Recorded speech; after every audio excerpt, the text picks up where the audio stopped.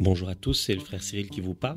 Dans ce qui suit, nous allons entendre l'intervention de Martin Stephens qui nous a exposé sa pensée avec quelques questions qui lui ont été proposées sur le thème de préparer aujourd'hui pour réparer demain. Nous entendrons aussi le témoignage de David et de son expérience avec les mineurs dans les prisons de Madagascar et bien plus. Tout cela à l'occasion de notre journée Laudato Si, dont nous avons eu la joie de faire la 3e édition. Ceux qui le souhaitent peuvent aussi aller retrouver toutes les informations sur cette journée sur notre site tiberiade.be et nous espérons vous retrouver nombreux pour la prochaine édition qui aura lieu au mois de juin. Les dates vous seront communiquées à travers notre site. Merci à tous. Bonjour à tous. Donc moi c'est David, comme ça a été dit. Et en fait, j'ai été prévenu hier soir que je devais présenter Martin ce matin, donc je vais faire au mieux. Vous l'entendrez plus tard dans mon témoignage. Moi j'ai eu la chance de beaucoup voyager dans des pays assez lointains et des voyages extérieurs. Et en fait sur Terre il y a des gens aussi qui vivent des voyages et des voyages intérieurs, notamment au travers de la philosophie. Martin fait partie de ces gens-là. Et donc en fait hier j'étais à une journée d'équipe avec mon association et on a fait un jeu qui s'appelait le jeu des philosophes. Et en fait il fallait qu'on se présente en nommant en se mettant à la place d'un philosophe. Et donc moi j'ai choisi Martin Stephens en disant que c'est un philosophe humaniste et défenseur de la vie qui s'inspire beaucoup de Simone Weil, la philosophe, et qui s'exprime souvent en intégrant le message de Jésus et de la Bible dans ses réflexions. Donc c'est tout un programme très intéressant et très chouette. C'est quelqu'un de très doux, de très attentionné, serviable, qui aime la musique punk et le reggae, comme moi. C'est le papa de 4 enfants, Joseph, Éléonore, Claire et Benoît, et l'époux de Cécile. On se connaît depuis plusieurs années et on s'est retrouvés à Strasbourg en même temps en 2019. On a déménagé en même temps en 2019 sur Strasbourg. Mais on ne se voit pas si souvent. Et j'ai toujours vraiment beaucoup de plaisir à passer du temps avec lui. Et je suis donc honoré de l'introduire aujourd'hui. Je suis Tiff, il est tondu.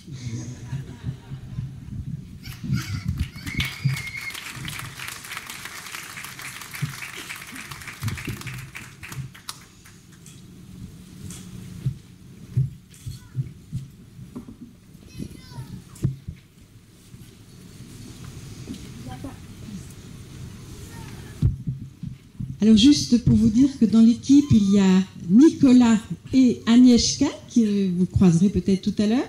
Moi, je m'appelle Karine et mon mari François sera avec Étienne pour faire l'atelier des plantes sauvages comestibles. Il y a frère Cyril, bien sûr.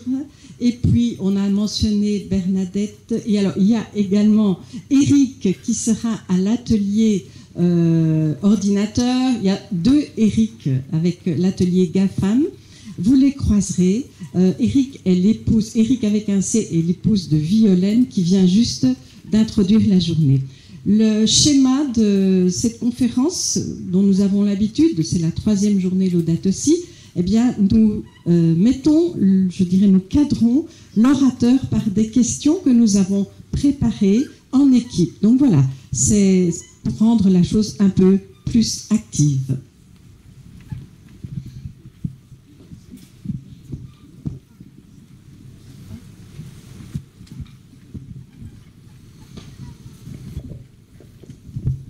Bonjour à chacune, à chacun.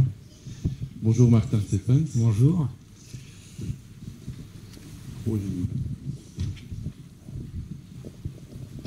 Alors après cette brève présentation, pourriez-vous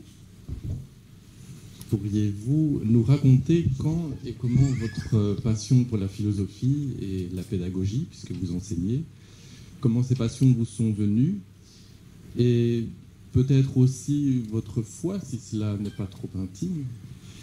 Et puis, dans tout ça, quelle est votre source d'inspiration et comment vous ressourcez-vous ? Comment la passion de la philosophie m'est venue et comment même la foi m'est venue, je vais lier les deux, puisque ça fait maintenant 20 ans, en découvrant votre question que vous m'avez envoyée un peu en avance, je me suis dit, tiens, c'est un anniversaire, ça fait 20 ans que je me suis converti, même si après ça a pris un peu de temps, et c'était une année où, à Strasbourg déjà, je préparais l'agrégation de philosophie, qui est le concours pour devenir professeur de philosophie. Et c'était une année décisive, parce que déjà, j'étais dans le milieu de la musique, j'étais batteur dans un groupe de punk, et c'était la grosse partie de ma vie. Je faisais mes études très lentement, surtout pour pas inquiéter maman, et plein de petits boulots à côté. Et puis un jour, je me suis dit, allez, essaye peut-être de prendre consistance dans ta vie. Et je suis parti à Strasbourg en laissant cette vie-là de côté. Et j'ai préparé l'agrégation en étant un peu seul, pour une année d'études comme ça, retiré. J'avais pris un appartement près de la forêt de la Robertsau, au nord de Strasbourg.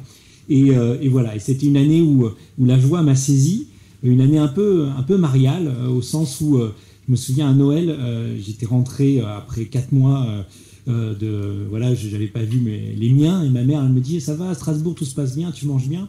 Je lui ai dit, ouais, mais j'ai quand même un truc, tu vas peut-être comprendre, j'ai des joies telles qu'ont les femmes enceintes. Je me souviens de lui avoir dit ça, et j'étais persuadé que les femmes enceintes avaient un type de joie particulier, et que c'est ce que j'avais, comme s'il y avait quelque chose qui s'enfantait en moi. Quelque chose, mais vraiment une joie, et par rapport à cette joie, je ne pouvais dire que merci. Et donc, ça a été une année très forte. En plus, j'ai eu l'agrégation comme ça du premier coup, un peu gracieusement. C'est une année très forte, et il me disait merci, mais merci qui? Merci le cosmos, merci l'univers, merci le grand impermanent des bouddhistes, merci Allah. Je me suis renseigné sur pas mal de religions, et puis j'ai découvert au fil du temps, ça c'était plus de temps, que y a un Dieu qui est vraiment un Dieu donateur, tellement donateur d'ailleurs qu'il est pardonnateur, qu'il donne et qu'il redonne, qu'il efface les dettes. On nous tient aujourd'hui par la dette. Et bien là, c'est un Dieu qui dit sur la croix, tout est payé, tout est consommé. Et ce Dieu qui donne et qui redonne, je me suis dit, c'est à lui, merci qui, c'est à lui que je veux dire merci.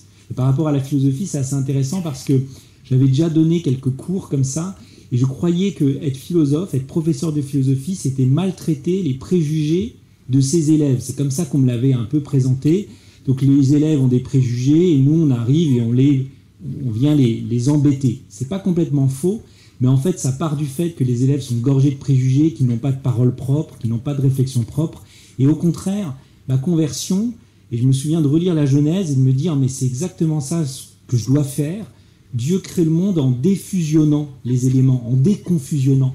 Et dire plutôt la parole, je la prends, et j'essaye, à partir de leurs mots, de voir, voilà, de vaincre un peu ce qui est fusionné, confusionné, pour mettre de la clarté, et que la clarté permet la relation, permet la respiration dans la pensée. Et donc, j'ai décidé aussi d'être un professeur plutôt à l'écoute de mes élèves, même s'il y a une grande exigence après sur le sens des mots et l'amour de la vérité. Aujourd'hui, 20 ans après, Martin, comment vivez-vous ce métier d'enseignant? Est-ce qu'il y a une évolution? Est-ce que votre vocation est d'autant plus pleine de feu? Oui, parce que quand j'ai commencé, finalement, j'avais même le premier cours que j'ai donné, j'avais même des élèves, je me souviens, c'était un remplacement, j'avais 22 ans, j'avais des élèves qui avaient 21 ans, qui étaient en terminale avec un peu de retard. Donc en France, ils avaient raté... eu des études un peu... Bon, et là, au fil du temps, maintenant, j'ai 25 ans de différence avec mes étudiants. Et la chance que j'ai, mais qu'on a aussi quand on a des enfants assez grands, j'ai un grand de 16 ans, c'est que les étudiants nous font contemporains. C'est-à-dire, on n'échappe pas au monde. On ne peut pas se faire un petit monde comme ça voilà, on est face à leur manière de vibrer au monde. Et avec et donc là encore, moi, mon but, c'est d'arriver et de prendre acte de ce qu'ils me disent, des retours qu'ils me font. Et parfois, je suis un peu étonné. C'est une génération surprenante. Et en même temps, de les rejoindre là où ils sont. Et puis, ce qui est très rigolo, c'est que contrairement à mon âge, moi, quand j'avais 17-18 ans, on était vraiment sous-politisé, sous-marqué au niveau des convictions. Eux, ils ont des convictions très très fortes. J'ai vraiment des élèves qu'on pourrait dire wokistes, vraiment qui me disent l'ennemi c'est le mâle blanc. Alors, je dis moi, je dis non, vous c'est pas la même chose. Bon, et puis d'autre côté, l'an passé, une élève qui a reçu le baptême pendant l'année. Je suis dans un lycée public français, mais des élèves qui ont des convictions et très très fortes et très opposées, Et moi, mon but en tant que professeur de philosophie, c'est de se dire, mais peut-être vous avez non pas un plus petit dénominateur commun, mais un dénominateur commun très profond qu'il faut aller chercher ensemble. De toute façon, on n'a pas le choix. J'ai une grande classe comme ça de 40 élèves, et dans cette classe, j'ai 8-10 spécialistes de philosophie que je vois 10 heures par semaine. Et avec eux, on doit faire groupe. Et donc, on doit aller chercher, malgré ces divergences extraordinaires, eh bien, quelle est la pépite de vérité qui nous rassemble. Et donc, le plus grand dénominateur commun, ce serait quoi ? Eh bien, je trouve que c'est une génération qui a ce souci avec des extrêmes, mais a ce souci de sortir du pouvoir. Sortir du pouvoir. Pas de la puissance, mais du pouvoir, c'est-à-dire de la domination sur la nature, sur l'autre, de l'homme sur la femme, du nord sur le sud. Et ça prend plein de formes, même une forme de démission, par exemple chez les hommes, de ne plus être des hommes parce qu'ils ont peur de déranger. Donc, mais c'est intéressant parce que je crois que c'est dit, si vous voulez, peut-être dans les années 70, on voulait sortir de la domination de la bourgeoisie sur la classe. Là, c'est une sorte de sortie radicale de toute forme de pouvoir. Et c'est interrogé, mais c'est vrai que dans leurs âgés, ils se retrouvent, là, les étudiants, et puis tout le monde parle maximum 3-4 minutes, l'inverse de ce que je suis en train de faire. Et quand quelqu'un a parlé, au lieu de le contester directement, il mouline comme ça, et chacun peut s'exprimer. Et alors après, parfois je les interroge, je leur dis, mais comment vous allez faire un mouvement si vous renoncez complètement si vous écoutez, si chacun, au bout de 3h30, a pu s'exprimer, mais sans dire, eh bien maintenant, qu'est-ce qu'on fait ? Bon. Et en même temps, ils me disent, oui, mais au moins on va générer un groupe qui va de toute façon, c'est déjà une forme de résistance, de s'écouter, de sortir des structures de domination, de prise de parole, etc. Alors cette rencontre avec les jeunes, elle manifeste un besoin de transformation, mais justement nous avons nommé cette rencontre « Réparer demain ». Et donc pour reprendre une question qui vous a été posée ici récemment par RCF, est-ce que cela signifie que demain est déjà cassé ? Et puis, si oui, a-t-on jamais déjà réparé quelque chose avec de la philosophie, justement ? Et est-ce que c'est vraiment une clé pour demain ? Alors, est-ce que demain est déjà cassé ? Oui, je crois qu'en Occident, en tout cas, mais l'Occident donne le ton de beaucoup de choses, et puis même, on voit ça un peu mondialement, oui, l'avenir en tant que ce qui vient à nous, ce qui advient, ce qui fait événement, l'avènement aussi, comme on dit à Noël, cet heureux avènement, c'est-à-dire la naissance, la possibilité d'accueillir dans ce monde des êtres nouveaux, eh bien oui, ça c'est tout à fait en panne. On a peur, vous voyez, on sécurise le monde parce qu'on a peur de l'avenir, de ce qui vient à nous. Et on s'enferme dans des nostalgies imaginaires parce que l'avenir, on n'a pas envie qu'il vienne nous dire quelque chose. Et donc, le signe le plus fort, c'est la dénatalité qui frappe, j'ai envie de dire, la dénatalité et la démortalité. La démortalité au sens où on n'entend même plus que l'homme puisse être mortel. S'il y a un mort, il a été tué par quelqu'un qui n'a pas assez pris de précautions, etc. On ne se dit pas qu'à 97 ans, quand on meurt d'autre chose que, par exemple, du Covid. Et donc, c'est cette dénatalité, cette démortalité, témoigne du fait que, vous voyez, on ne peut plus mourir de nos jours parce qu'on s'accroche, on ne laisse pas le monde à ceux qui viendront et qui, de toute façon, feront mieux ou autre chose. Et puis, on ne met plus d'enfants au monde parce que ce monde n'est voilà. C'est-à-dire, on ne croit même plus en la capacité des enfants de venir décliner l'affaire humaine d'une manière étonnante. Et donc, oui, l'avenir est en panne. Ce que peut faire la philosophie, la philosophie, c'est quand même l'art du raisonnement, donc de pointer les contradictions. Moi, j'entends, par amour, je préfère ne pas mettre d'enfants au monde. Et par exemple, la philosophie peut dire, pour le bien-être de ton enfant, tu le priveras du fait d'être. Mais il est où le bien, du coup ? Vous voyez, des choses comme ça, où on peut pointer l'erreur des raisonnements. Et puis la philosophie, c'est la faculté des principes. C'est la faculté de se demander, mais qu'est-ce que je veux au fond ? Qu'est-ce que je veux au fond ? Qu'est-ce qui est sous-jacent au fond dans mon désir ? Et en fait, qu'est-ce qu'on veut ? On peut s'arrêter et se dire, mais on veut quoi ? On veut une société voilà, où on n'a plus de nouveaux venus parce que c'est trop triste, et on va compter nos jours en ayant peur d'être tué par quelqu'un qui ne sait pas assez laver les mains. Bon, au fond, est-ce que, pour paraphraser le Christ, est-ce que celui qui veut conserver sa vie ne va pas finir par la perdre? Qu'est-ce qu'on veut au fond? Et puis évidemment, on veut au contraire de faire de cette terre une terre d'accueil. Et donc la philosophie, je pense à quelques beaux jours devant elle. Assez souvent, lorsque nous débattons entre amis ou nous essayons de dialoguer entre personnes qui n'ont pas forcément la même façon de lire l'actualité, très vite, le débat s'arrête par ce qu'on appelle le phénomène du Godwin Point.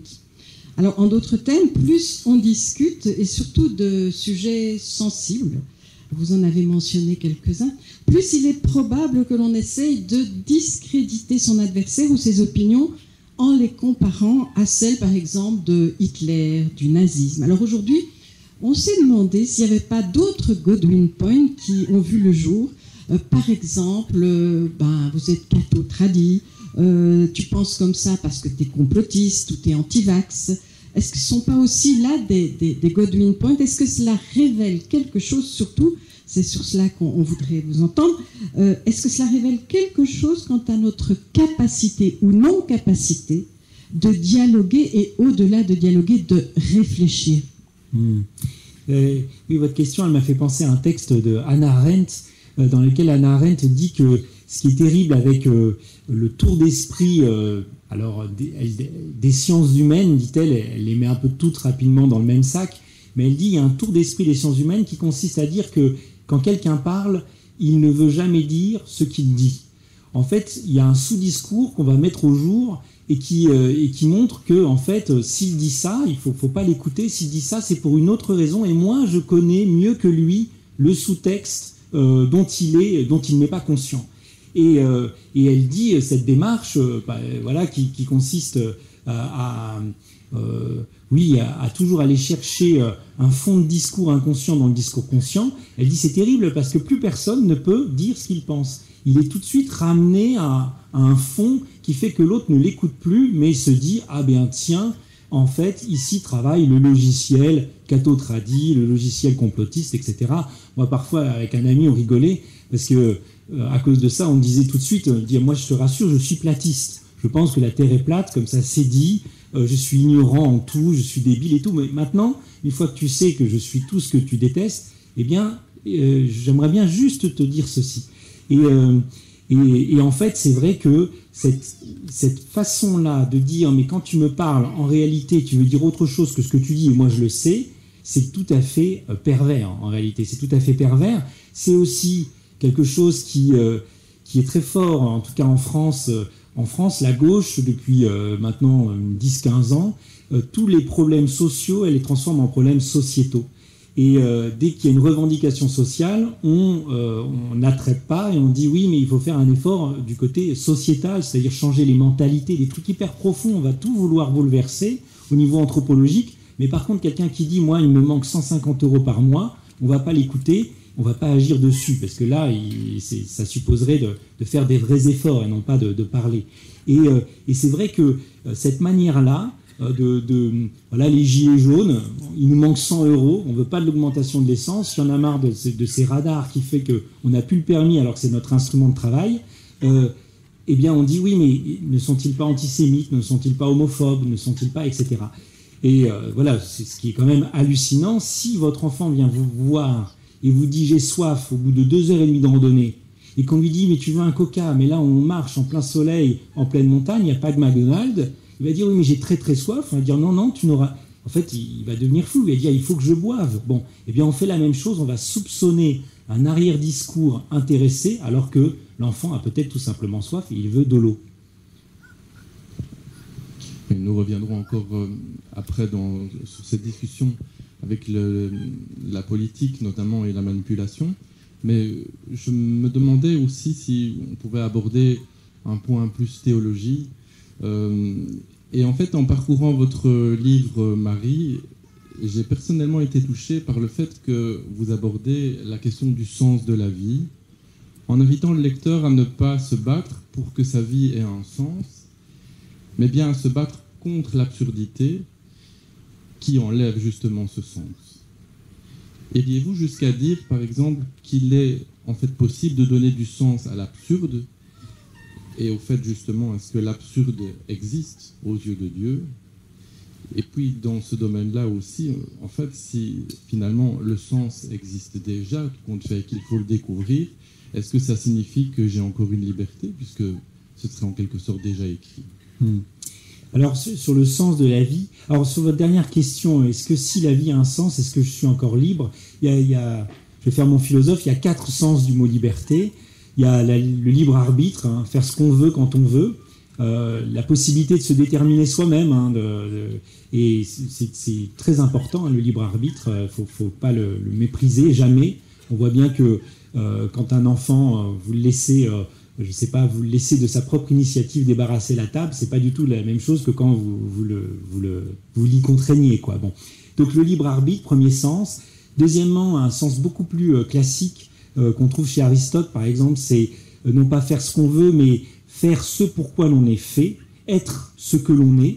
Par exemple, pour Aristote, l'arbre, le chêne parfaitement déployé, il ne fait pas ce qu'il veut, il n'a pas de libre arbitre au sens où il pourrait être autre chose qu'un chêne, mais il est libre pour Aristote au sens où il a atteint l'excellence de sa propre nature. Il est parfaitement ce qu'il peut être. Et c'est un sens intéressant, faire ce pourquoi l'on est fait. Quand je fais un cours de philosophie, on pourrait dire je ne suis pas libre, c'est du travail, etc. Mais si vraiment je fais ce pourquoi je suis fait, je suis libre. Troisième sens de liberté, la disponibilité. Es-tu libre ce week-end? Ça c'est à cause de ces trucs-là, cette liberté-là, elle tend à diminuer. La liberté comme libre disposition de soi, comme vacances, comme vide qu'on garde en soi pour se laisser dire autre chose que bon. Et d'ailleurs pour savoir qu'on est libre au sens de libre arbitre ou libre au sens de maximiser ses facultés pour accomplir sa vocation, il faut être disponible. Et enfin, il y a un sens politique qui est très important qu'on trouve chez Hegel. La liberté, c'est, dit-il, être soi-même dans son autre. C'est-à-dire, je suis libre quand il n'y a pas de divorce entre mes convictions intérieures et ce que je vois à l'extérieur de moi. Quand, la dernière fois, j'étais à Paris, quand au bout de 10 minutes, j'attendais quelqu'un gare de l'Est, il y a 3 mendiants qui viennent me voir, dont un qui a plus de bouche, plus de doigts.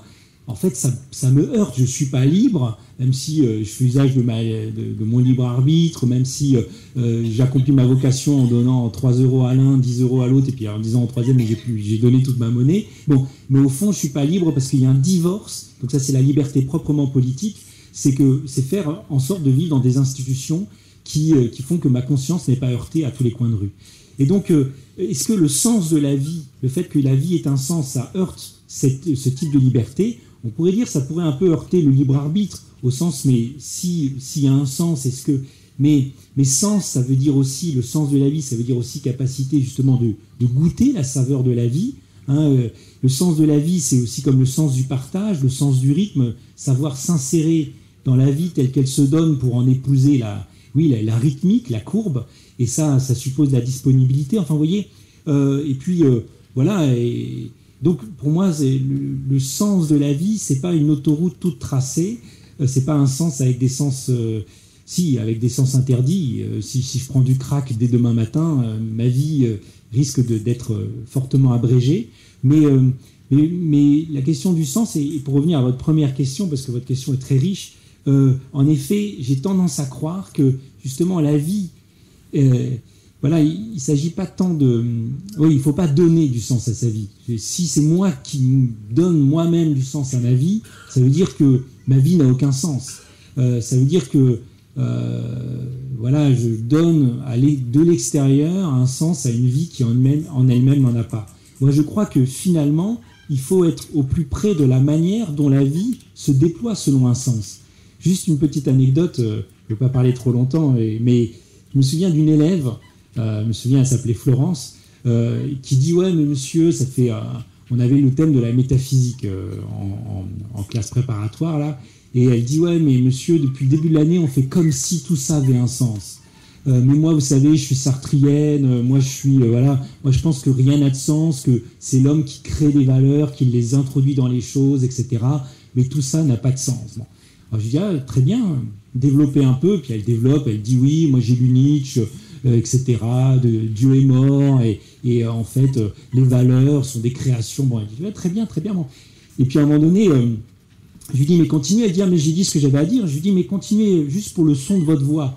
Je dis, mais quoi, c'est pas intéressant ce que je dis? Je dis, bah non, c'est pas intéressant. Vous bougez des ondes qui viennent frapper nos tympans, mais tout ça n'a absolument pas de sens. Or, vaut mieux sortir des sons de cet orifice-là que d'un autre. Donc, allez-y, mais tout cela revient à peu près au même, quand même, vous êtes d'accord? Bon, puis elle a bien rigolé. Et en fait, on avait cherché dans la classe quel est le sens qu'il faut pour dire rien n'a de sens. Vous voyez, il faut déjà qu'elle soit dans un lycée, c'est-à-dire dans une institution. Il ne faut pas que ce soit la guerre civile. Quand vous êtes dans une guerre civile, vous faites en sorte de recréer des institutions qui ont du sens. D'accord? Vous savez que tout n'est pas relatif. Ça, c'est un luxe qu'on peut se payer quand on est en paix, en plus dans un lycée où elle est pas nourrie, logée, mais en tout cas chauffée, et puis gratuit, etc. Pour dire rien n'a de sens, il faut aussi que ces cellules ne soient pas trop sartriennes. C'est-à-dire que ces cellules, les cellules de son corps, à chaque seconde, accomplissent des opérations qui font qu'elle est en vie, elle est portée par la vie. Et puis même, il faut avoir une langue, la langue française, assez riche pour qu'elle puisse même se dédire et dire que rien n'a de sens. Il faut avoir des mots qui ont assez de sens pour arriver à cet énoncé rien n'a de sens. En gros, dire que rien n'a de sens, c'est le luxe qu'on pouvait se payer sur des institutions politiques sensées, des opérations vitales réussies et une langue riche qui permet même de réfléchir sur le sens de la vie. Et j'ai rappelé qu'elle s'appelait Florence parce qu'il y a une phrase de Raymond Ruyère, un philosophe, qui dit « Le problème de Sartre, c'est qu'il n'a connu de flore que le café de Flore. » Et s'il avait regardé les fleurs, il aurait su que la graine, elle se déploie pas n'importe comment, mais elle fait effort pour être pleinement ce qu'elle peut être, et que cet effort lui-même va dans une direction, et que s'accomplir en tant que fleur, c'est pas triste, c'est pas limiter son libre arbitre, c'est une grande joie. Et donc alors, la liberté est liée à l'engagement que je me donne vers ce monde justement qui m'entoure. Et donc si concrètement je veux développer moi-même librement le sens à ma vie, je combine avec les 4 types de liberté. Ouais, tout à fait. C'est avoir assez de disponibilité. Donc vraiment, ça c'est, vous voyez, le libre arbitre. Je décide dans ma vie, par rapport au 3e sens, la disponibilité, je décide dans ma vie d'avoir des poches comme ça. Hannah Arendt, elle parlait des oasis en plein désert, pour me demander, mais qu'est-ce qui se passe? Non pas qu'est-ce qui passe, tiens, ça passe à la télé, mais qu'est-ce qui se passe actuellement? Être dans le réel, une sorte de pli, comme ça, qui fait que le réel trébuche sur lui-même parce qu'il y a quelqu'un qui se pose la question de ce qui est en train de se passer. Donc, décider d'avoir une poche de réflexion pour me demander, mais qu'est-ce que je dois être? Qu'est-ce que je veux être? Qu'est-ce que je dois faire pour être en conformité avec ma nature? Et quatrième type de liberté, et comment agir dans ce monde pour créer des institutions qui, comme je disais, qui n'offensent pas à tous les coins de rue ma conscience. Alors ça, c'est le travail que je fais moi, que chacun est appelé à faire, si je comprends bien, mais certains de nos frères et nos sœurs ne voient pas ou ne voient plus justement ce sens à la vie. Et en préparant notre rencontre, il m'est revenu à l'esprit que dans la Genèse, après la disparition d'Abel, Caïn s'adresse à Dieu avec la question suivante: suis-je responsable de mon frère? Elle m'a toujours intrigué, cette question-là, parce que je l'ai toujours entendue comme une question rhétorique. C'est peut-être la première question rhétorique de l'humanité, je ne sais pas. Bon, c'est un mythe, on sait bien. Mais il faut voir aussi l'intonation avec laquelle on va l'entendre. Mais Martin, moi je me demandais si la vie a tellement de sens et qu'elle en regorge, on le voit, pourquoi certains ne le voient-ils pas, ce sens? Et puis aussi, sommes-nous responsables justement de nos frères, de nos sœurs, pour qu'ils trouvent ce sens à leur vie? Est-ce que c'est bien une mission que l'on doit faire en commun, ou bien est-ce que c'est quelque chose que je suis appelé à faire moi seul? Tout à l'heure, vous m'avez interrogé sur ma conversion, et c'est une conversion vraiment par la joie. C'est-à-dire, la vie est un don que je reçois à la mesure de mon merci. C'est-à-dire un peu comme voilà, le soleil brille, et si j'ouvre grand les volets, ben, dans la maison, ça brille aussi. Mais si je ferme ou si je mets à moitié les stores, etc., ça va plus ou moins briller. Et donc, voilà, en fait, tout à coup, j'ouvrais les volets, quoi. Et la vie est un don, et je le sais à la mesure de ma louange ou de mon merci. Mais tout de suite est venue une douleur, une tristesse avec cette joie-là, qui est, mais pourquoi mes frères et sœurs, comme tu viens de les appeler, pourquoi eh bien, ne reçoivent-ils pas eux aussi cette vie comme un don? Et ne vivent-ils pas, et pourquoi moi, avant, je ne vivais pas selon ce merci-là? Et donc, voilà, il y a une joie et une douleur. Et donc, c'est vraiment cette question-là. Et la question est très intéressante, en fait. Est-on responsable de la joie de l'autre? Oui et non. Est-ce que c'est quelque chose qui doit venir de la décision, on disait tout à l'heure, au cœur de la solitude de l'autre? Oui, et c'est vraiment quelque chose qui nous parle de la relation. C'est-à-dire que à la fois on peut indiquer, tout à l'heure dans la voiture, David me disait, j'ai beau montrer à Sarah et Laetitia, mes filles, la beauté du paysage, la beauté d'une fleur, elle voit pas. Bon, ben, il a beau montrer la beauté, eh ben, peut-être qu'il doit continuer de la montrer, mais il ne va pas non plus les forcer à dire « c'est beau, oui, c'est beau ». Non, c'est l'ouverture ou pas. On insiste, on toque à la porte, elle s'ouvre pas. Moi, je suis passionné en philosophie par quelque chose, c'est une voix en français. Vous avez la voix active en français, je mange. Vous avez la voix passive, je suis mangé. L'animal, s'il pouvait parler, dirait ça. Et vous avez une voix entre les deux qui est la voix moyenne. La voix moyenne, c'est par exemple les verbes comme naître ou mourir. Naître, il y a une part d'actif, puisque c'est vous qui naissez, personne ne peut naître à votre place, vous ne pouvez pas déléguer votre naissance. Et en même temps, vous voyez, on ne dit pas je nais, on dit je suis né, ou je renais après une gueule de bois. Mais vous voyez, je suis né, c'est déjà fait. Et donc, c'est une activité que vous subissez. En français, on donne l'exemple du verbe fondre. Le chocolat fond, c'est une activité, mais qu'il subit.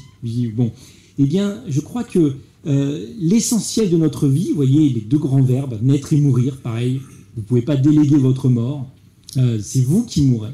Et en même temps, c'est quelque chose que vous subissez. Eh bien, ce qui se maille de plus important dans notre vie se passe à la voie moyenne. Et je crois que pour la joie, c'est la même chose. C'est quelque chose qui est une ouverture qui vient de nous, et pourtant, que nous subissons. C'est une sorte de consentement à se laisser séduire de l'extérieur. Donc on peut en effet indiquer la chose le plus possible, mais comme on indique la vérité, comme un journaliste voilà, de Kairos par exemple va et en même temps, eh bien, on aura fait l'essentiel en faisant ceci. Comme disait Bernadette Soubirous, la bonne dame m'a demandé de vous le dire, bon, mais pas de vous le faire croire. Moi, je peux juste annoncer, et j'ai la pauvreté de tous les prophètes, je dis, et après je me tais, c'est très important, et je laisse le charme agir, ou pas. On s'aperçoit tous dans ce que vous dites là maintenant qu'il y a véritablement des petits points à retenir pour le réparer demain. Donc je vois plusieurs personnes qui prennent des notes. Il y a des semences et des petites graines de joie qui tombent dans ce que vous nous dites.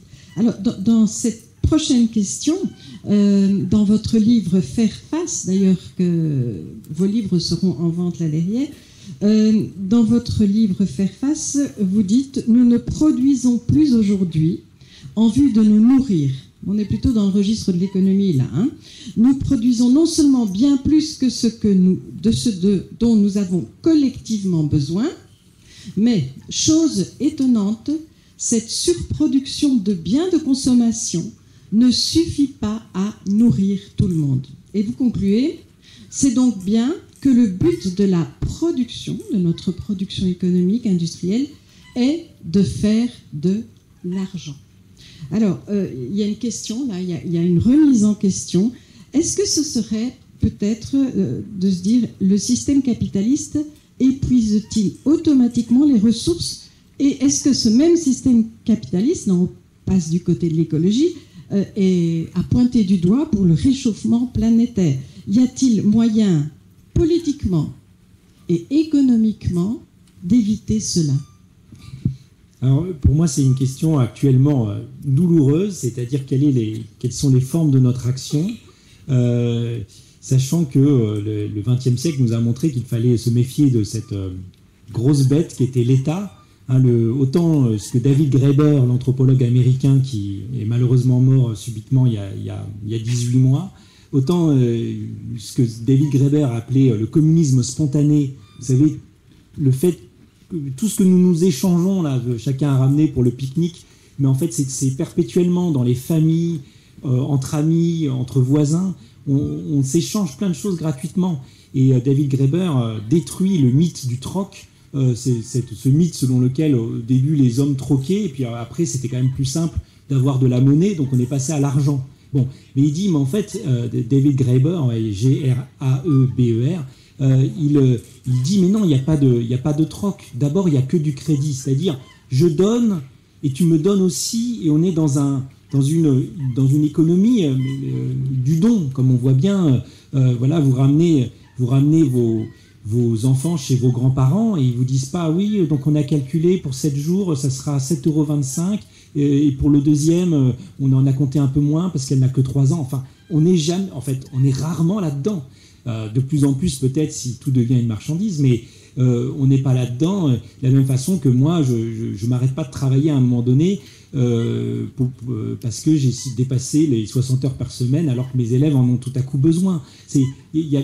On n'est pas, si vous voulez, on n'est pas là-dedans, même si on tend à entrer là-dedans. Donc la question c'est, autant le communisme spontané est beau, autant le communisme d'État, on a vu ce que ça avait donné, et on sait maintenant aussi que l'État a plutôt tendance à servir voilà, cette individualisation de la société, destruction de tous les corps intermédiaires pour arriver à l'individu seul qui demande à l'État de le protéger, de qui d'ailleurs, des autres concitoyens. Et donc cette structure-là, elle est plutôt inquiétante. Et donc ma question, c'est quels sont les modes d'action ? Comment en effet refaire de l'État le moyen du collectif et non pas une sorte d'idole, de Léviathan, comme Hobbes le décrivait. Et comment du coup nommer l'ennemi. En effet, dans ce livre-là, Faire face, que j'ai écrit avec mon ami Pierre Dulot, il y a tout un chapitre où on apporte une pièce à un concept critique de capitalisme et on montre, parce que c'est un livre sur le masque sanitaire, que finalement cette disparition des visages va très bien avec le principe du capitalisme qui est d'imaginer une grande plateforme neutre.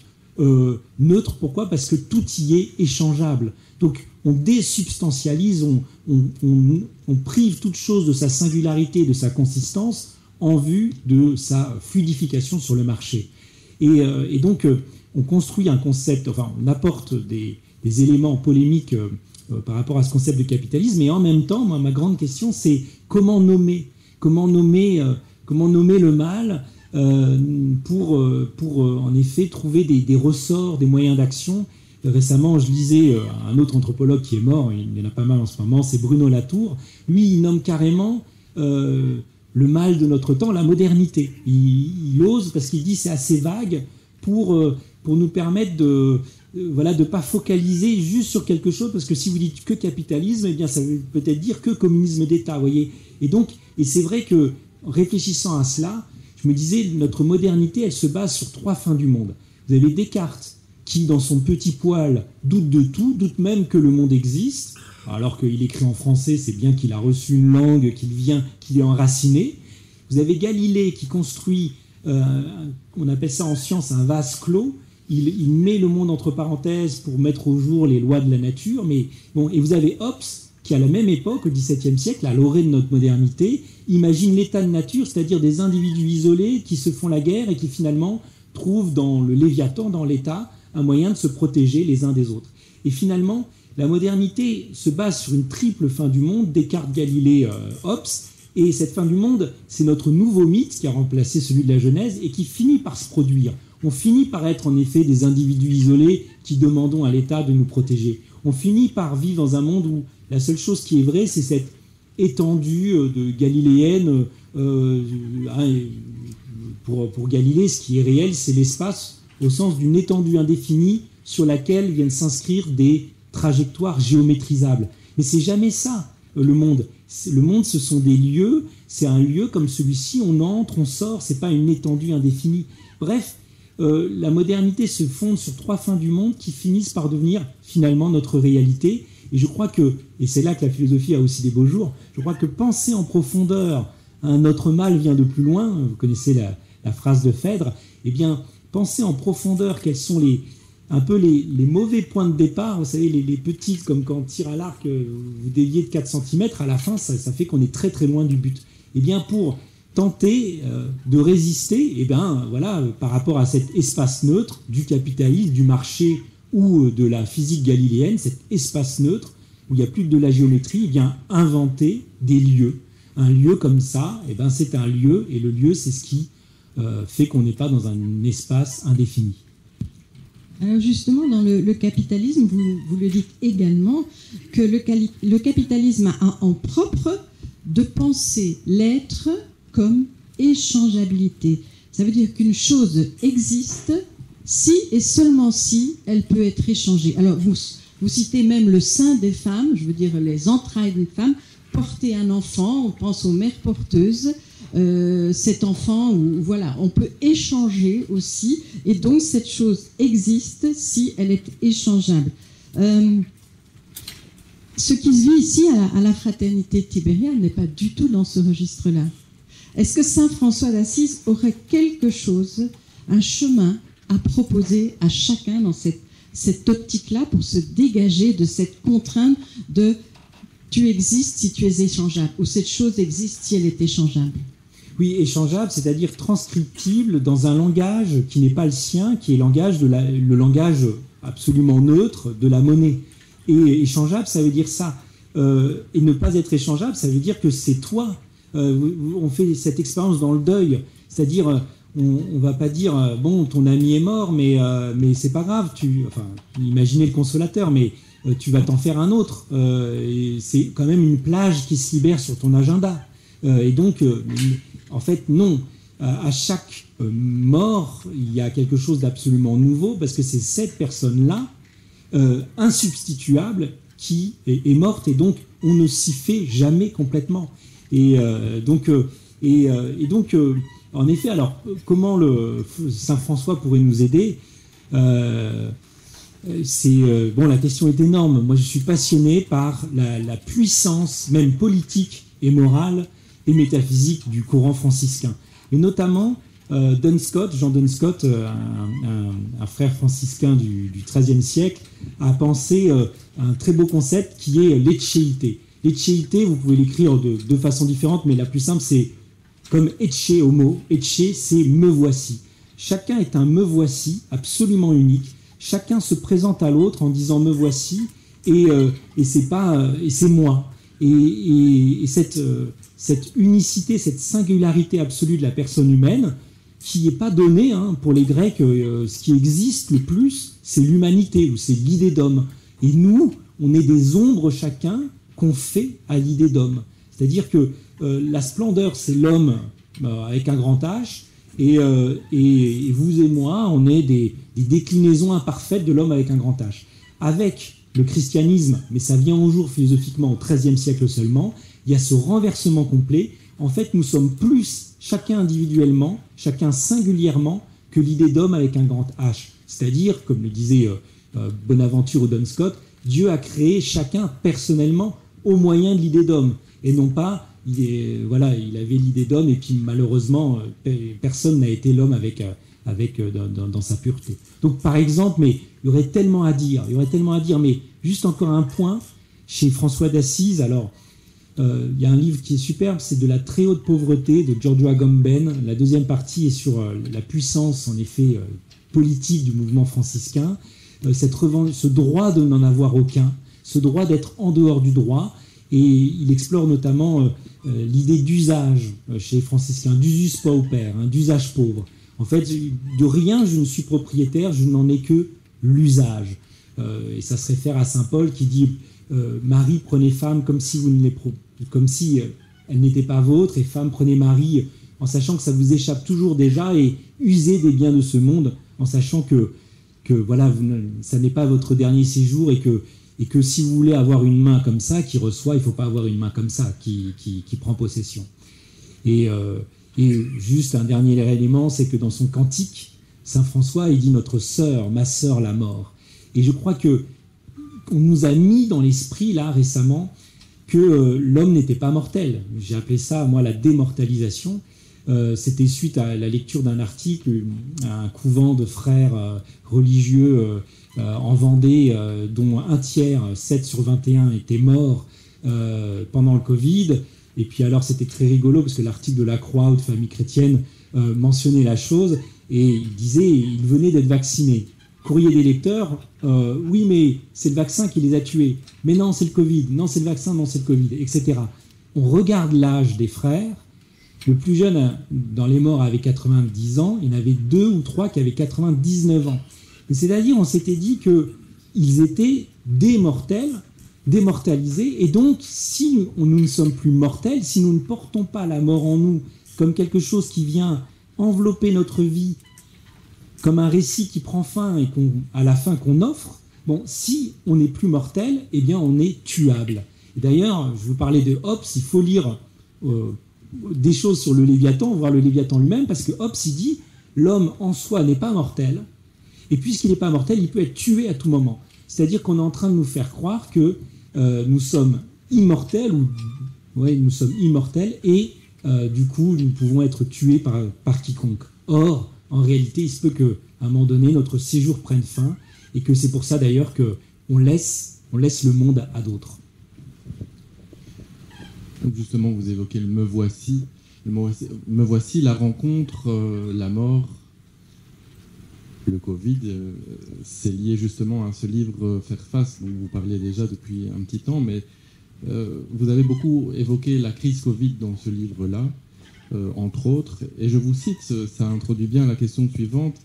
Vous dites ceci: cette soustraction des visages n'est pas une mesure de plus dans le grand arsenal de la distanciation sociale. Elle est peut-être ce qui en traduit l'esprit. Alors, par un subtil jeu de mots, vous signifiez que l'homme a perdu la face via les masques. Et dans la continuité de Lévinas, donc, le visage apparaît chez vous comme une dimension vraiment importante dans nos relations. Est-ce que vous pourriez nous apprendre à nous émerveiller justement du visage de nos frères et sœurs? Oui, nous émerveiller du visage Qu'est-ce que c'est que le visage? Le visage, c'est quelque chose d'extraordinaire, parce que quand je vous regarde, c'est la seule partie de mon corps que vous voyez et que je ne vois pas. C'est-à-dire que le visage est vraiment ce par quoi je suis pauvre en vue d'un autre. Je suis pauvre de moi-même. Vous voyez, je peux voir, comme vous les voyez, mes mains, je peux voir mon ventre, je ne peux pas voir mon dos, mais vous ne le voyez pas non plus. Et par contre, le visage, voilà, c'est la part de l'autre qui lui est vraiment offerte. Alors certes, le matin, voilà, j'essaye de limiter les dégâts au niveau de la barbe, ou je me maquille, certes, je me fais un visage pour aller au monde, mais une fois que c'est fait, eh bien, il est comme livré au monde. Et ce qui est très beau, c'est que la réciproque est vraie. Et vous aussi, votre visage, je le reçois. Mais c'est-à-dire que le visage fait vraiment de nous des êtres relationnels, puisque, en réalité, je n'ai d'autre moyen de voir quel est mon visage que sur l'effet de ton propre visage. C'est-à-dire, est-ce que ça suscite le sourire, le froncement de sourcils, la méfiance, etc. Je n'ai d'autre moyen de posséder mon visage que dans l'effet qu'il a sur le tien. Et je crois que le visage, et c'est pourquoi avoir renoncé au visage avec le masque sanitaire, c'était vraiment chez moi un non possum, un je ne peux pas, comme les chrétiens d'Abythène, Dioclétien, l'empereur, leur avait demandé de renoncer à tout un tas de trucs, ils y avaient renoncé, et à un moment donné, il leur a dit interdiction de vous réunir le dimanche. Et ils avaient dit non possumus, nous ne pouvons pas. Là, vous nous tuez si vous niez notre communauté. Eh bien, moi, c'était le masque sanitaire, pour moi, c'était le je ne peux pas, et je ne pouvais pas faire court avec. Je ne pouvais pas, c'était, bon, voilà, alors, c'était problématique, mais parce que, alors, j'ai dû élucider ça avec mon ami Pierre. On a dû entrer dans pourquoi. Et finalement, on en a déduit que le visage, c'est les deux piliers de notre civilisation. Notre civilisation, elle croit quoi? Que l'homme que chaque homme est singulier, qu'il n'est pas interchangeable, comme on disait tout à l'heure. Or, le visage, c'est en effet autant vous montrer, autant reconnaître même votre enfant par ses pieds, vous pouvez confondre avec d'autres pieds. Autant le visage de votre enfant, notre visage nous singularise. Et c'est tellement vrai que, vous savez, en Chine, eh bien, la reconnaissance se fait de façon faciale. C'est-à-dire qu'on sait bien que les traits du visage singularisent absolument une personne. Mais nous, on pose que cette singularité est belle et bonne, mais deuxième pilier, cette singularité n'est pas exclusive de l'autre. C'est une singularité en relation avec l'autre. Donc, cela même qui met le plus en propre mon visage, les traits de mon visage, cela même qui me signe, voire me signale dans un processus de surveillance, cela qui me signe, eh bien, cela t'est confié, puisque, comme je le disais, d'ailleurs, sauf, là, on nous a mis devant les ordinateurs, et ce qui est terrible quand on est en Zoom, ou en visio, etc., c'est qu'on voit son propre visage. Alors, on peut l'enlever, je crois, mais alors là, c'est vraiment, c'est quelque chose de tout à fait étrange. Et il y a même des personnes qui disent « Ah, mais moi, quand je suis en visio, je me mets que moi. » Bon, alors là, on tue quelque chose de fondamental dans la relation, qui est cette confiance. Je suis confié à l'autre dans mon vis-à-vis. Mais Martin, oui, je comprends bien, le visage nous met dans une relativité. On se met dans une bienheureuse, sans doute, relativité. Mais le psychologue Maslow, la pyramide de Maslow, elle nous montre quand même que le besoin, c'est bien joli, c'est bien beau, la relation, c'est notre humanité, mais la base de l'humanité, c'est le besoin physiologique aussi. Il y avait la santé, il ne fallait pas mettre entre parenthèses le visage pour justement protéger cette humanité. C'est Frédéric II, un roi qui avait fait cette expérience. Il voulait savoir quelle était la langue que l'homme parlerait naturellement. Il était sûr à l'époque que ce serait le latin. Et donc, il a fait une expérience avec des enfants. Je crois que c'est 7 bébés, puis 2. Il a réitéré. Bon, et c'est-à-dire que ce sont des enfants qu'on a nourris, qui avaient chaud, mais à qui on n'a jamais parlé. Et ces enfants, vous connaissez sans doute cette expérience, sont tous morts. Morts de n'être pas en relation. Et donc, en réalité, on voit bien que le besoin physiologique, tout seul, vous voyez, on peut mourir aussi, on meurt évidemment de solitude, on peut mourir de n'avoir plus faim alors que notre frigo est plein, parce que nous ne partageons jamais notre repas. Et vous, en France, c'est très clair, mais je crois que c'est partout dans le monde, vous avez une explosion des dépressions, mais la dépression atteignant le désir, eh ben, voilà, vous pouvez vraiment vous assécher à côté de la fontaine d'eau vive. Pourquoi ? Parce qu'en fait, la fontaine d'eau vive, on voit bien ce que c'est qu'un repas. Un repas, même si l'étymologie dit se repaître, bon, en fait, le repas, il n'est vraiment que partagé. Il n'est vraiment que partagé, et même on a vu des choses très surprenantes, malheureusement, dans les expérimentations que nous ont donné à vivre le XXe siècle, avec dans les camps de concentration, finalement, une capacité de ressurgir dans la vie de ceux qui n'étaient pas prompts à tout faire pour la protéger, mais qui maintenaient des formes de solidarité entre les captifs. Et donc, en effet, l'essentiel n'est pas toujours où l'on croit. Et donc vous écrivez aussi plus tard, toujours par rapport au malheur dérivé à cette crise, si tout devait s'arranger demain, comme par miracle, ce serait de toute manière au prix déjà consenti de l'effacement de l'homme par l'homme. Qu'entendez-vous justement par effacer l'homme ? Et voyez-vous déjà des traces de gommage aujourd'hui, quelques années après déjà ? Et si l'homme a été gommé, l'homme peut-il redessiner l'homme ? Et sinon Dieu peut-être ? Ouais, c'est effacé. C'est vrai que ce mot était venu à notre esprit avec la perte du visage, la perte de la face. Alors, oui, il y a évidemment des traces. On porte tous des traces. Même récemment, je discutais avec un caviste et je lui disais « ça va, c'est pas trop dur ?» Il dit « ah non, nous on n'a pas du tout souffert.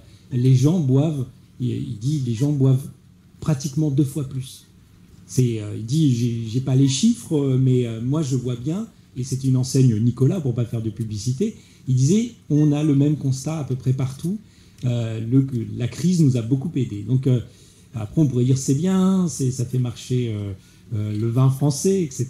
Bon, mais évidemment, les traces elles sont manifestes, il y a le suicide des jeunes, il y a des choses aberrantes. Je me souviens de quelqu'un d'un certain âge qui disait mais de quoi ils se plaignent les jeunes, de quoi, c'est quoi 2 ans dans une vie? Et moi de lui dire, en pensant à mes enfants, mais de 13 à 15 ans, quand tu es empêché de tout, et en France il y a un stage qu'on doit faire quand on a 14 ans, le stage annulé, mais alors que vraiment cette crise-là, ils n'en voyaient même pas les effets, ils n'ont pas perdu 18, 25 personnes dans leur famille, et souvent même pas une, mais le monde leur était interdit. Quand c'est 2 ans de construction, mais c'est 25 ans d'une vie d'adulte, c'est énorme. Bon, bref, les effets sont catastrophiques.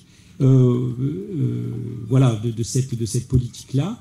Et comment, votre question, c'est comment peut-on redessiner l'homme s'il a été effacé? N'est-ce pas Dieu seul qui le peut?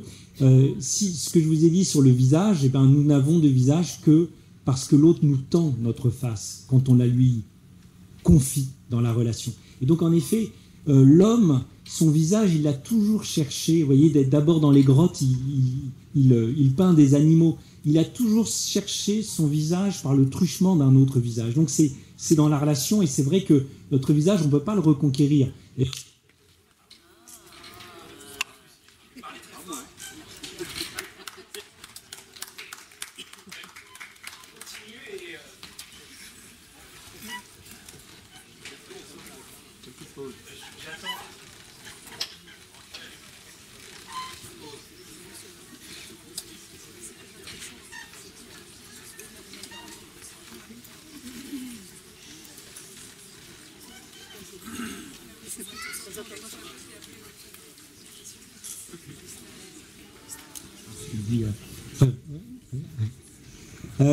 Voilà, donc oui, l'homme a toujours cherché son propre visage par le truchement d'un autre visage.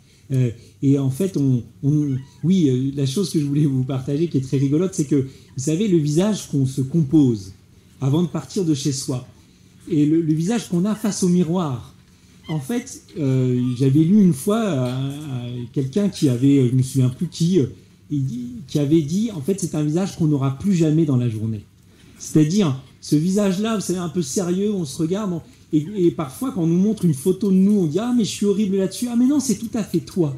Mais oui, c'est tout à fait toi, tel que tu vas au monde.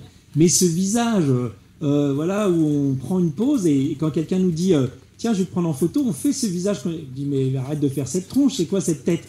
Ah, mais c'est le visage que je crois avoir pour moi-même. Mais en fait, notre visage, on le reçoit d'un autre. Donc, comment l'homme va pouvoir se redessiner, mais en effet, en se demandant, mais mon Dieu, qu'attends-tu de moi, vers le haut et vers le bas, animal, nature, aussi, quel est le visage que tu voudrais que je te montre?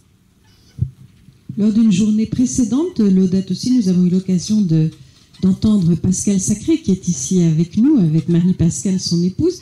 On a aussi, dans l'Assemblée, vous l'avez peut-être compris, Alexandre Pénas et son épouse Michaela, donc rédacteur en chef du journal Kairos. Alors, ça nous a donné l'envie de vous poser une question à propos de 2 notions qui sont quand même différentes.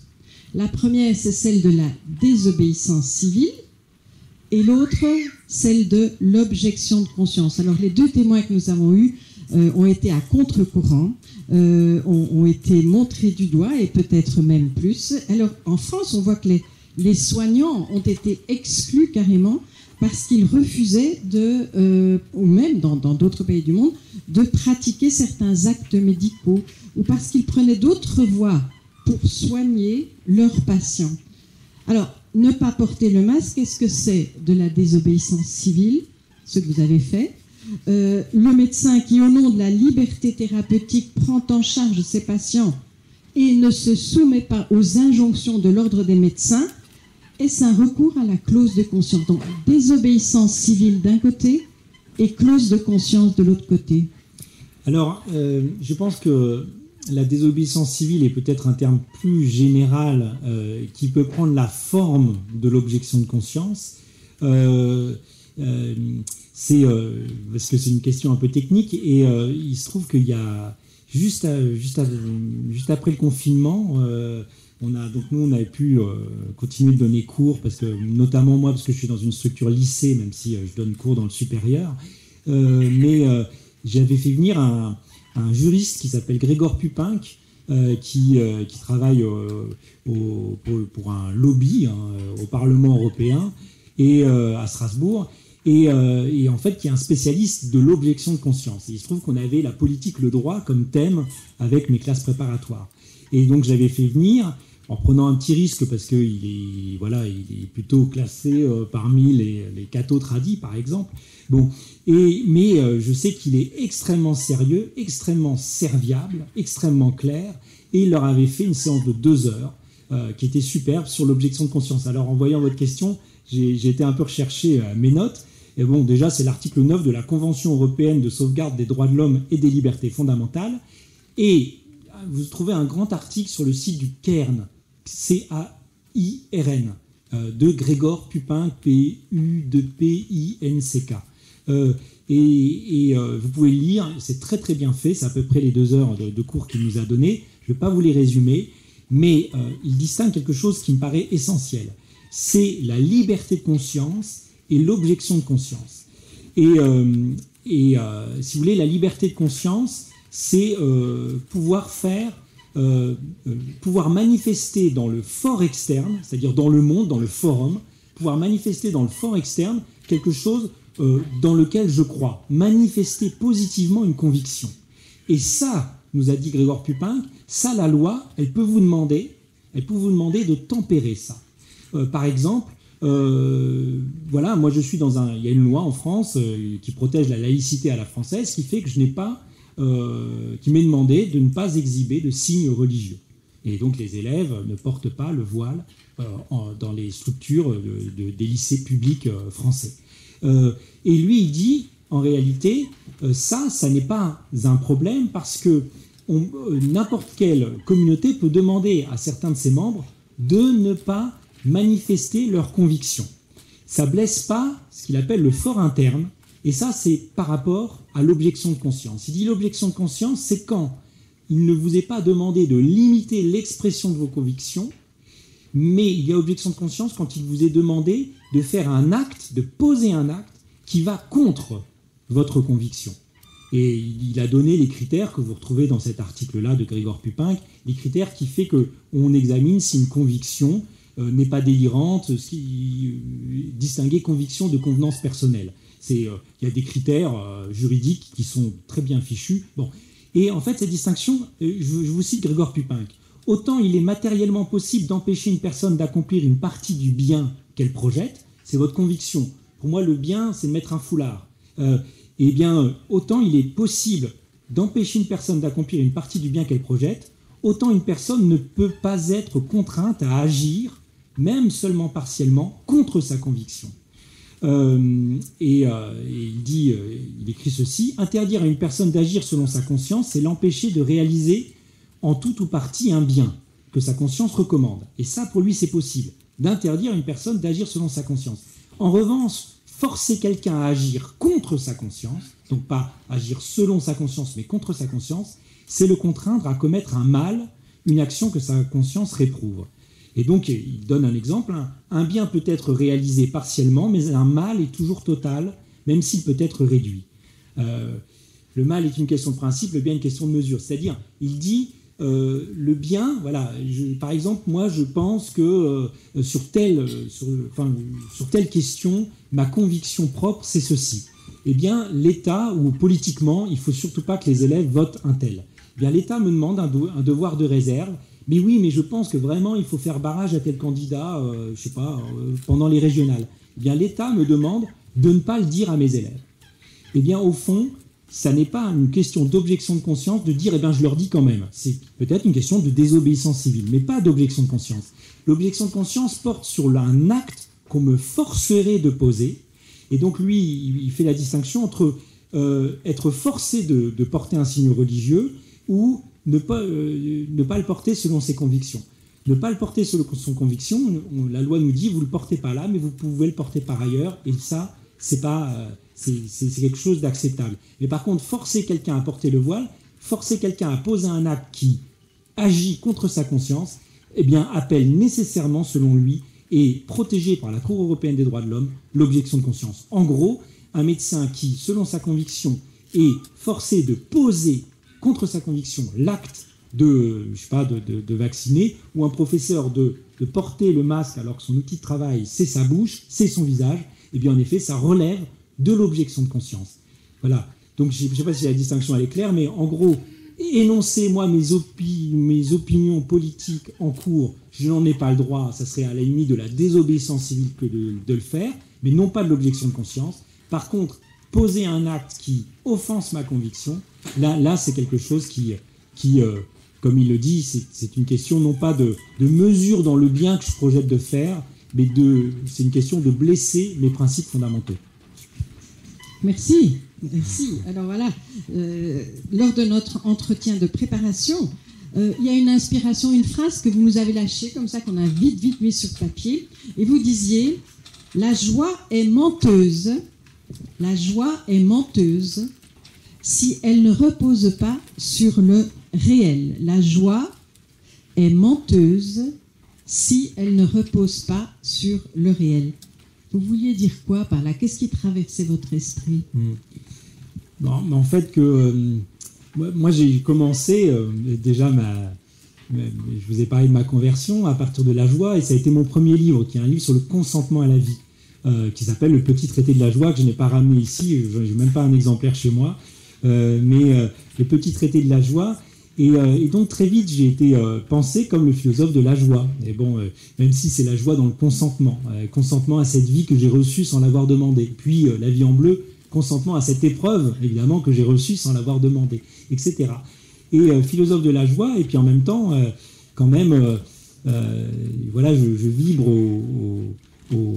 aux aléas du monde, et notamment à la manière dont il peut blesser la charité ou la vérité. Et donc aussi, voilà, à cœur de dire la vérité, quoi. Et c'est vrai que si la joie, c'est simplement mettre un couvercle sur le réel, c'est pas ça, c'est pas ça la vraie joie. Et en même temps, Simone Weil, elle va jusqu'à dire que la joie est le sentiment du réel. Et on a parlé de ma conversion. Moi, en tant que croyant, je crois que c'est finalement tous les croyants, on n'a qu'une seule prière.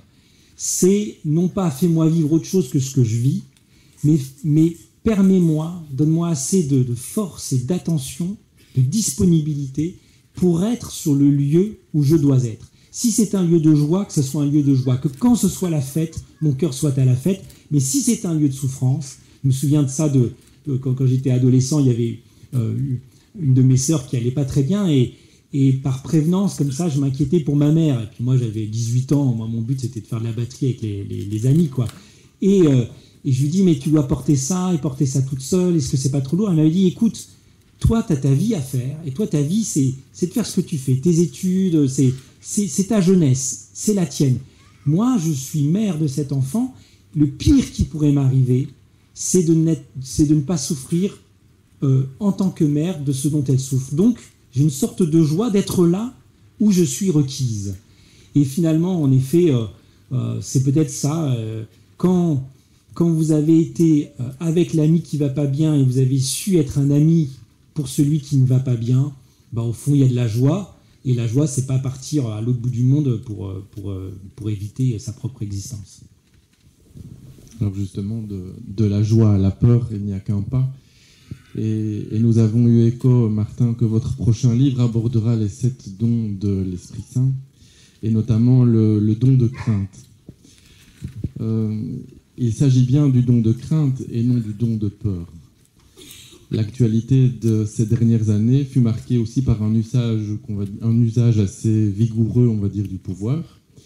Et la peur aussi a été utilisée par les masses médias. Qu'auriez-vous à nous dire justement alors à ce sujet? Oui, alors c'est vrai que il se trouve, il y a un éditeur qui m'a appelé, il dit je lance une collection sur les 7 dons de l'esprit, est-ce que ça t'intéresserait? Et puis j'ai tout de suite pensé à ce don de crainte qui pour moi est le moins facile les autres dons, c'est d'intelligence, de conseil, de sagesse, etc. Mais le don de crainte, c'est quand même bizarre, même que la crainte soit un don. Et en fait, ça m'a intéressé de creuser ça.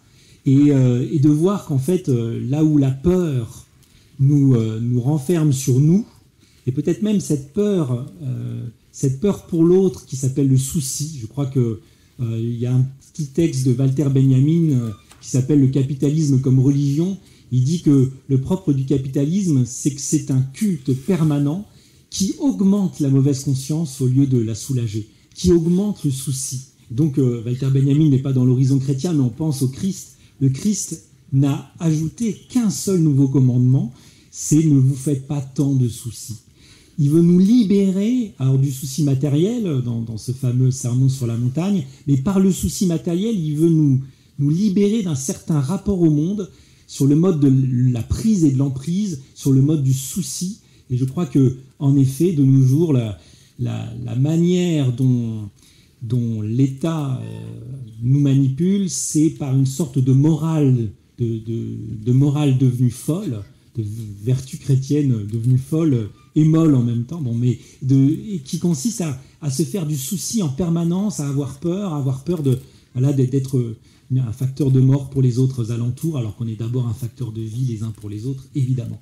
Et la crainte, en réalité, quand on l'analyse, en fait, c'est quelque chose d'extraordinaire. Alors, surtout quand on la pense comme un don. Mais pour vous le dire très vite, la crainte, vous savez, c'est ce qui arrive quand, dans votre vie, c'est quelque chose d'un peu événementiel, la crainte, c'est quand, dans votre vie, vous croisez, ce qui est sans doute votre désir le plus profond. C'est Saint Pierre, quand il croise Jésus, il se dit, mais peut-être, c'est le Messie que mon peuple et donc que mon cœur attend. Et d'ailleurs, réaction, il se jette à ses pieds en lui disant, éloigne-toi de moi. Ce qui est quand même vraiment bizarre. Si vous avez juste peur, vous fuyez. Ou alors vous êtes tétanisé, mais c'est pas bon signe. Là, il se jette à ses pieds en disant, éloigne-toi de moi, c'est-à-dire à la fois, je ne suis pas digne de cette rencontre, à la fois cette rencontre, ne t'en va pas, à la fois ne t'en va pas. Et la crainte, c'est quand on croise dans notre vie quelque chose qui nous demande de répondre. C'est, voilà, d'ailleurs, me voici. En général, c'est toujours comme ça. Vous avez dans cette rencontre la personne qui est saisie, l'ange, par exemple, dit « n'ayez crainte » ou et cette crainte est soulevée pour que la relation ait lieu. Et la crainte, c'est une sorte de peur relationnelle, de peur de passer à côté de l'essentiel si je n'étais pas à la hauteur du hasard de cette rencontre qui m'advient. Oui, alors ça introduit justement bien la question suivante, parce que se faire du souci et avoir une confiance de Dieu le Père, ça introduit le thème de la paternité, où justement dans votre livre « Tu seras un homme », vous dites, vous écrivez ceci, « Notre monde est sans repère car il est sans père ». Et je me demandais, qu'apporte vraiment une véritable paternité? Qu'est-ce qui en fait sa vigueur, sa bonne santé? Et quel chemin existe-t-il encore pour les hommes d'aujourd'hui qui auraient loupé une transition sur la paternité? Alors, ce qu'apporte le père, on est dans la relation. Alors, le père, justement, on est aussi dans un monde, et ça, Hannah Arendt en parle bien, où dans ce monde de l'échangeabilité, on voudrait que tout soit des fonctions. Et donc, qui accomplit la fonction paternelle? Qui accomplit aujourd'hui la fonction religieuse? Est-ce que c'est le football? Est-ce que, etc. On est dans cette idée, oui, de fonction. Et donc, finalement, le père serait une fonction. Or, le père, c'est plutôt, je viens vous parler d'événements, le père, c'est dans la relation. Et donc, qu'apporte le père? Il apportera ce qui se tramera dans une relation.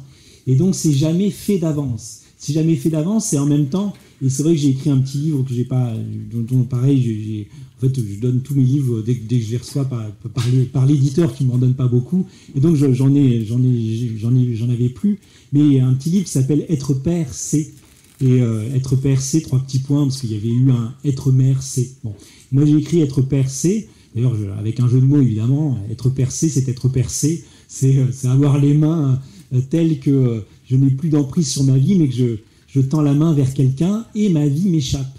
L'enfant est une puissance destituante, non pas constituante, tiens, j'ai plein d'enfants comme autant de trophées, mais plutôt destituante au sens où cet enfant me met en chemin vers moi. Et je crois que ce qu'apporte le père, c'est déjà ce contrepoint favorable. Dans un couple, il y a toujours vous voyez, on voit la profondeur avec deux yeux. Quand on n'a qu'un seul œil, on voit que en deux dimensions. Eh bien, je crois que déjà ce qui va apporter le père, c'est de n'être pas la mère. Je crois en effet assez à la différence sexuelle, non pas parce que l'homme et la femme seraient complémentaires, j'aime pas ce discours-là, comme si c'était des Legos là qui rentraient bien ensemble, mais au contraire, l'homme et la femme ne sont vraiment pas faits pour s'entendre, et parce qu'ils ne sont pas faits pour s'entendre, ils sont faits pour créer cette vue en profondeur. C'est ces deux points de vue un peu irréconciliables, mais qui nous permet d'accéder à la profondeur, à la densité du réel, au fait que le réel c'est complexe, c'est passionnant, que c'est grand, quoi.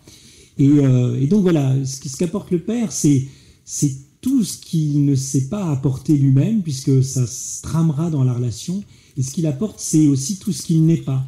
Il n'est pas l'enfant, il n'est pas le pote de son fils, il n'est pas le même que la mère, il n'est pas... Et c'est vrai que dans le livre Être percé, j'invite les mères à laisser les pères être des pères et les hommes être des hommes dans leur côté, parfois, et sans entrer dans des gros clichés, mais c'est vrai que souvent, je vois qu'il y a une sorte de distraction par rapport à des choses que l'autre voit, et même tout simplement par le fait du couple. Hein. Et en fait, laisser l'autre être dans cette altérité, parce que l'enfant, il aura la chance, à l'intérieur du foyer, de déjà voir ce que c'est qu'une société dans sa richesse. Et par rapport à votre question, par rapport aux papas qui ont loupé une transmission, en fait, il y a quelque chose... Dans notre vie, on arrive toujours en retard. Mais toujours, c'est une règle. Alors le père encore plus, puisque la mère, elle attend l'enfant, et le père, il attend d'attendre l'enfant. Il est là, il ne sait pas trop quoi faire, pendant que la mère, elle attend l'enfant. Mais pour elle, c'est très, très concret. Mais lui, il attend d'attendre. Et bon, dans notre vie, on arrive toujours en retard, comme les disciples comprennent trop tard qui était Jésus, le tombeau est vide. Bon. Mais j'ai dit trop tard, mais justement, il y a une distinction. Dans la vie, on arrive en retard, mais en retard ne signifie pas nécessairement trop tard.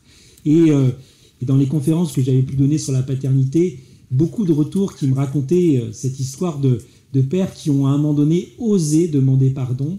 Et ça, c'est la puissance du pardon, c'est que ça introduit de la nouveauté dans le passé. Je me souviens d'un père qui m'avait raconté qu'il voyait plus ses deux filles depuis 12 ans. Depuis 12 ans, donc elles avaient eu, même pour l'une d'entre elles, des petits-enfants. Bon. Lui était séparé d'avec sa femme, et il disait une femme avec un fort caractère, je me suis complètement mis dans son ombre, et puis à un moment donné, j'étais plus que l'ombre. Et à un moment donné, j'étais évincé, une mère très protectrice avec ses deux filles. Bon, un couple qui n'a pas marché, quoi, comme ça arrive assez souvent. Et un jour, il ne savait pas trop pourquoi, mais et puis il s'est converti. Bon, il leur a écrit une lettre pour leur demander pardon d'avoir été cette ombre-là. Et une des filles n'a pas répondu, et une autre a dit « Bon, je veux bien qu'on se revoie ». Et puis, elle lui a demandé de raconter qui il avait essayé d'être comme père. Et puis, il avait raconté. Et puis, 5 jours après, elle lui avait téléphoné, elle lui a dit « Mais en fait, je me souviens de toi. Je me souviens qu'en effet, tu étais retiré. Mais j'aurais pas pu faire, elle était sportive, c'est toujours toi qui m'as amené. Alors c'est vrai que dans la voiture, on parlait pas, je t'en ai souvent voulu. Mais au fond, t'étais là, et en fait, dans le pardon, elle relisait son passé, il y avait de la nouveauté qui apparaissait dans le passé. Et c'est la puissance du en retard n'est pas trop tard, c'est que des forces nouvelles peuvent jaillir dans la relecture du passé. Bon, mais il faut avoir l'audace de demander pardon. Et notre Père qui est aux cieux, alors il est aussi en retard? Ah, de Dieu, il arrive en retard aussi. Vous voyez, où es-tu, Adam? Il n'a pas vu le mal venir, parce qu'il n'est pas fait pour ça. Il ne comprend pas le mal. Sa réponse au mal, c'est la passion. C'est-à-dire, en fait, l'imprimer sur lui, mais jamais faire avec. Jamais avoir des raisonnements où il intègre le mal comme un processus pour aller... Ça, c'est ce qu'on fait nous. C'est ce que font les... Voilà, c'est ce que fait Hegel dans sa philosophie de l'histoire. Comment le mal va participer à bon, mais Dieu, lui, il ne comprend rien au mal. Et donc, il ne le comprend pas, il l'imprime sur sa chair, dans la passion. Et donc, en effet, il arrive en retard quelque part sur sa création. C'est le grand risque de la création. c'est cette marche qui est laissée à une réalité qui est en dehors de la Trinité. Dans la Trinité, tout est amour. Mais une fois que vous créez le monde, eh bien, vous prenez le risque. Et je pense qu'en effet, le peuple hébreu a su raconter un mythe qui a un récit qui a un immense malentendu. Et ça, c'est extraordinaire. Un malentendu entre Dieu et sa création, Dieu et son peuple. Ils ne se comprennent pas. Et même quand Jésus arrive, ça se finit mal parce qu'on ne comprend pas ce qui se passe, mais on peut relire. Et quand on relit, on se dit, en fait, c'est énorme. Alors, philosophie et politique, bien sûr, il y a une interaction de la philosophie sur la politique et inversement, et c'est un thème qui vous tient vraiment à cœur. Est-ce que vous savez, Martin, qu'il y a un sondage, des sondages qui voient le jour en Belgique, et qui disent que les Belges sont de plus en plus friands d'avoir un régime totalitaire pour gouverner notre société. Alors, ça veut dire quoi, ça ? Que nous, citoyens, on en viendrait à aimer le totalitarisme, un régime totalitaire. Il y a un livre de Jacques Ellul que je vous conseille qui s'appelle « L'illusion politique ». L'illusion politique, c'est cette illusion qui consiste à croire au couple problème-solution.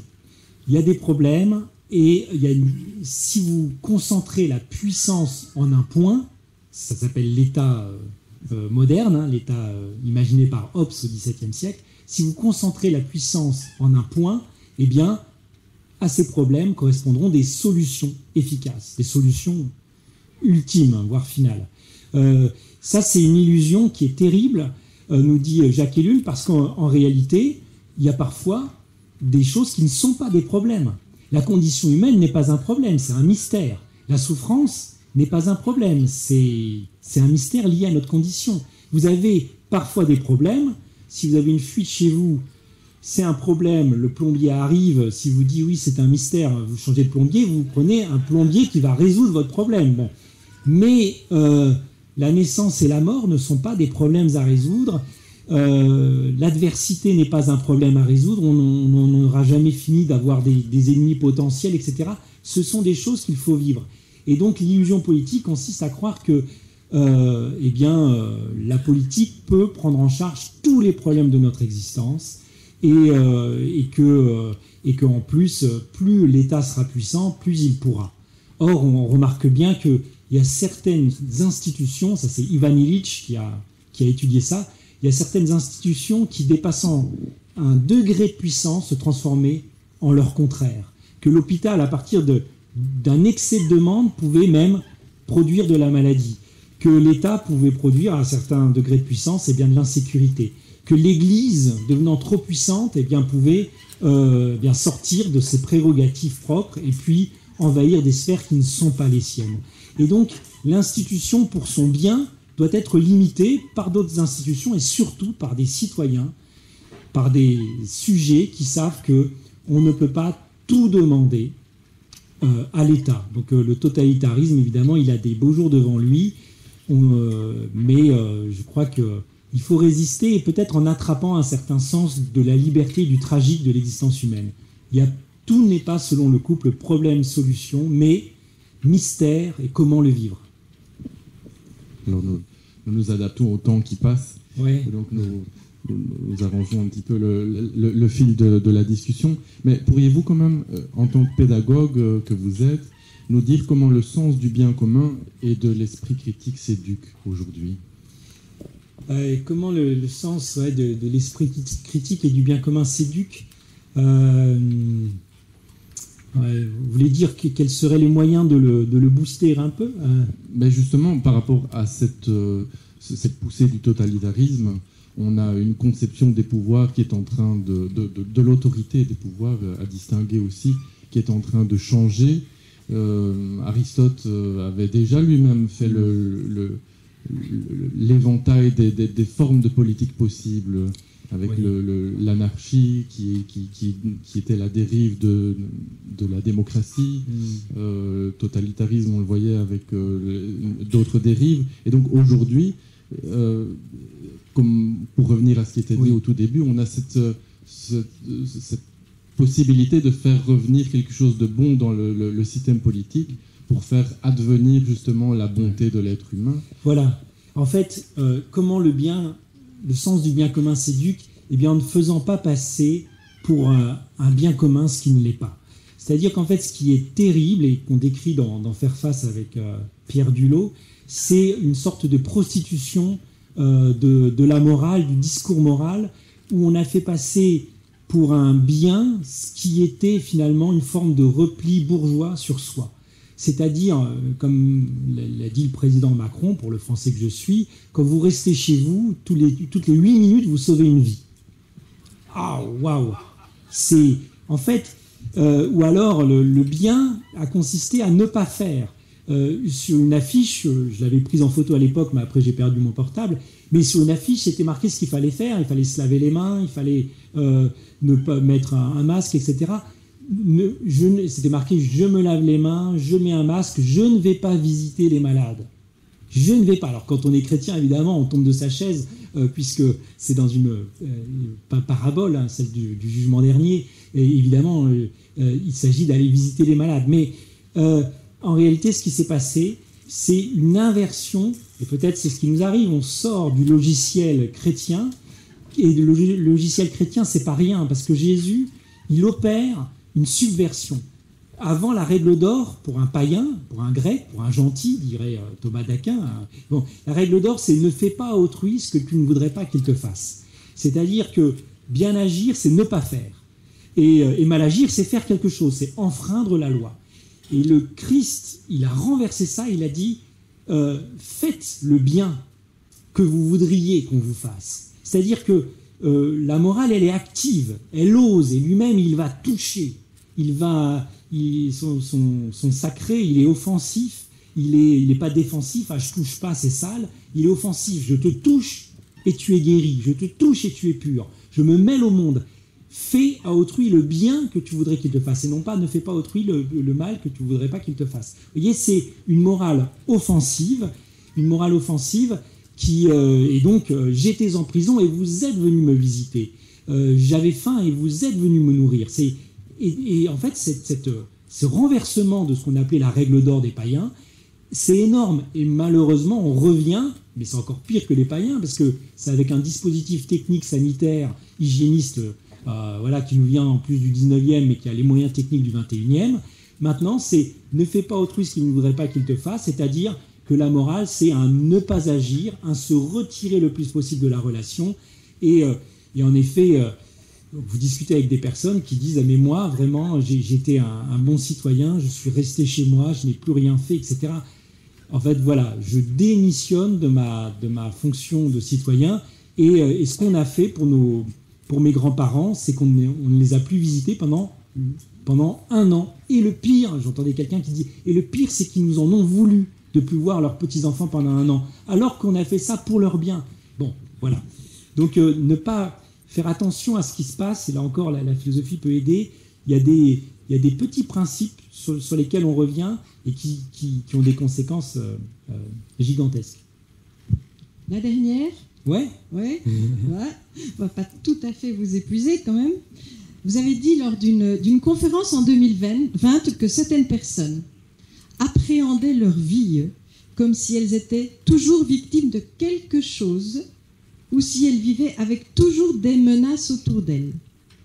Alors c'est évident que ce que nous avons vécu, les nuages peut-être noirs à l'horizon, quand on parle de crise énergétique, sociale, financière, santé, l'épouvantail de la surpopulation, est-ce que ça nous permet de dire encore que la vie vaut la peine d'être vécue? Que oui, vous en avez parlé, que oui, nous pouvons encore faire des enfants.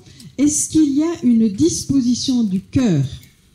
Est-ce qu'il y a une disposition du cœur pour chaque matin et chaque soir oser dire la vie est belle? Et je vais répondre par un adverbe. Il y a les verbes, ils sont importants, et puis il y a les discrets de la grammaire, comme les appelait Stanislas Breton. Ce sont les adverbes. On y fait moins attention, alors qu'en fait, dans les adverbes, il se joue plein de choses. L'adverbe peut-être, par exemple.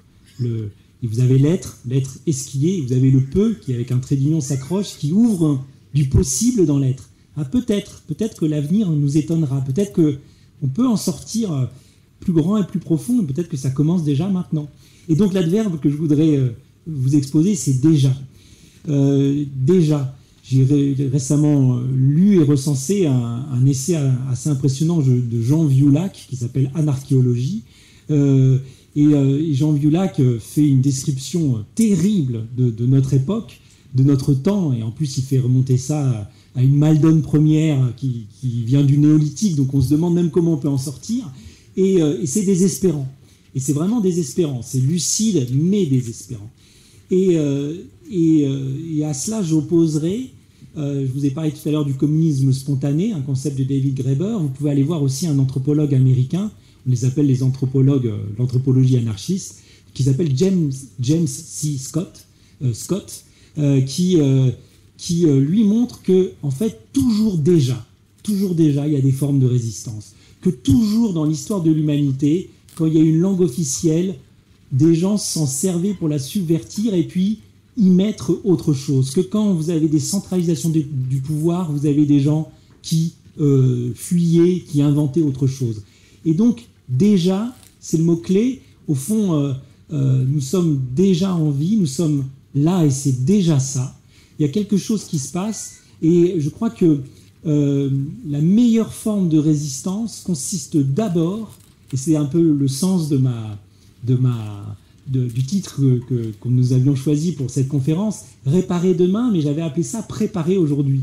Préparer aujourd'hui pour réparer demain. Et préparer aujourd'hui, c'est bizarre parce qu'on ne prépare pas aujourd'hui. Mais si, en fait, on prépare aujourd'hui en sens où on se dit, mais en fait, nous sommes là, et on se parle, et on partage. Eh bien, il y a déjà quelque chose qui est en germe. Il y a déjà, et donc, la joie de vivre, c'est souvent, je dis à mes étudiants, ils préparent un concours qui est très, très difficile. Et évidemment, quand vous devez mettre tout votre poids dans un événement, un concours, eh bien, vous avez du mal à relativiser les choses. Et donc, ils sont un peu en situation de fragilité. Et je leur dis, n'oubliez jamais une chose, c'est que vous avez déjà réussi. C'est déjà gagné. Regardez-vous, vous êtes quelqu'un de pensant, vous êtes quelqu'un de debout, vous êtes quelqu'un qui jouait le jeu d'une année difficile, et le reste vous sera donné par surcroît. Mais si vous pensez que toute votre vie va tenir à un concours que vous allez avoir ou pas, mais c'est trop de pression et vous allez rater. Non, c'est déjà gagné. C'est déjà gagné, et parce que c'est déjà gagné, parce que votre vie est déjà une bonne nouvelle et que notre présence les uns aux autres est déjà quelque chose, eh bien, par surcroît, on pourra construire quelque chose d'encore plus fou.